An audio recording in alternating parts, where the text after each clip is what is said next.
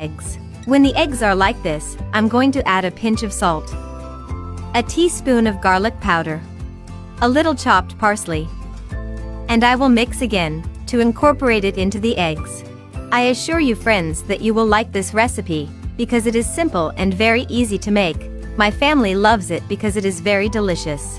Once well incorporated, I will cover and let cook for 5 minutes over low heat or until the egg is cooked. While the egg is cooking, I will grate 100 grams of mozzarella cheese, but if you have cheese in slices, you can also use it for this recipe. It is also not necessary that the cheese is mozzarella. You can use the one of your preference, but preferably one that melts very well. When the egg is cooked, I will uncover the pan and add all the mozzarella cheese that I have grated, spreading it very well.